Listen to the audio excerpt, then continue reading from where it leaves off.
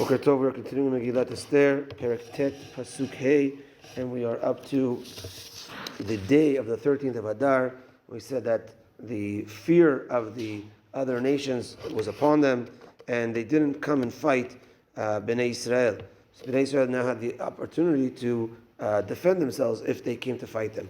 But in Shushana Bira, in the capital city, that's where Haman had his stronghold, there were still people, even though Haman already got killed, that were still came out to fight against Bnei Israel. So let's see. Pasuk says, "Vayaku Yehudim b'chol oivehem."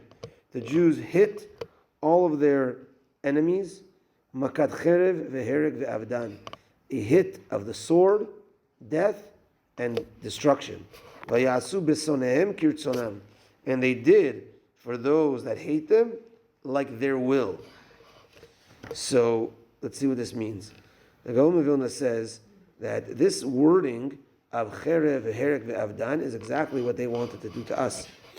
So that's why the pasuk says vayasu b'sonehem kirtzonam. They did to their haters like their will, not like the will of the Jew, like they did whatever they want with their enemies, but rather like their will, like the enemy's will. Just like they wanted to do to us, it was done to them. And what's the differentiation, cherev, hereg, and avdan? So here we have to remember that we're talking about the Amalekim.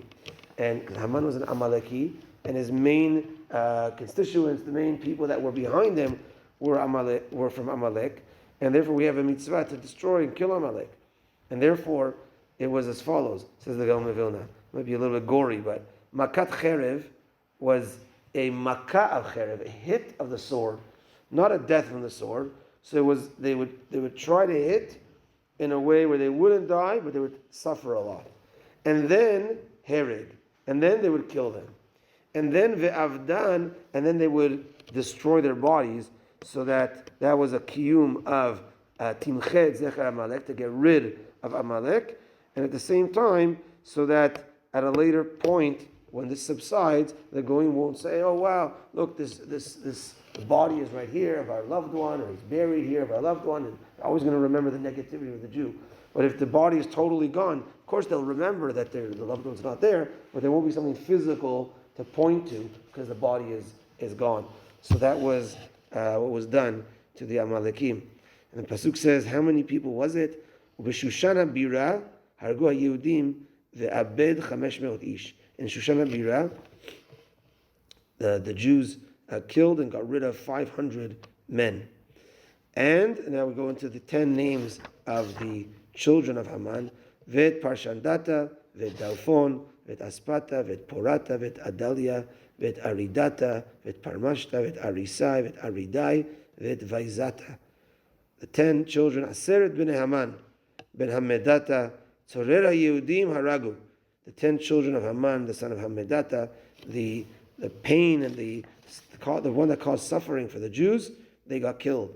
Ubabiza lo shalechu yadam et yadam, and the booty, meaning the Jews did not take their wealth or anything like that. They just did what they needed to do. They wanted to show that it was about killing the enemies and not about taking their wealth and things like that.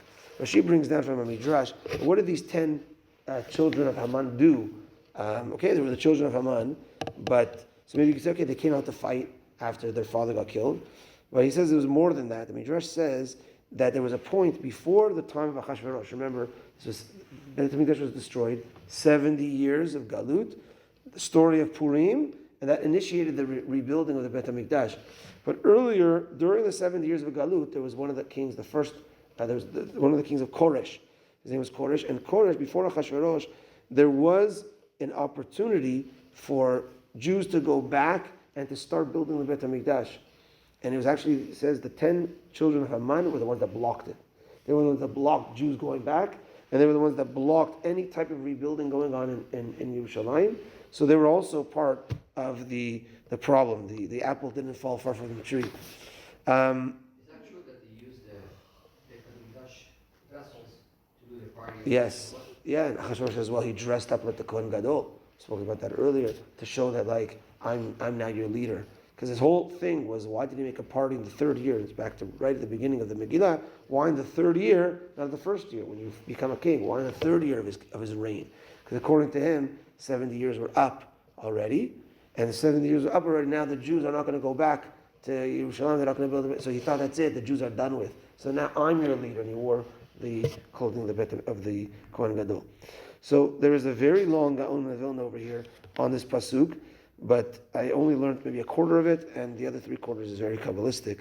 So I will go into this tomorrow, B'ezrat Hashem, a little bit, as best as I can, which regarding the 10 children of Haman, B'ezrat Hashem. Baruch Adonai Le'olam, Amen. V'Amir V'Chananya, V'Rak Hashem, V'Ratzak, Kadosh Baruch Hu, L'Zakot, Et Yisrael Ficha Chi Ba'adam Torah Mitzvah Shene'emar Adonai Chafetz Man Tzidko, Yagdil Torah V'Yadir.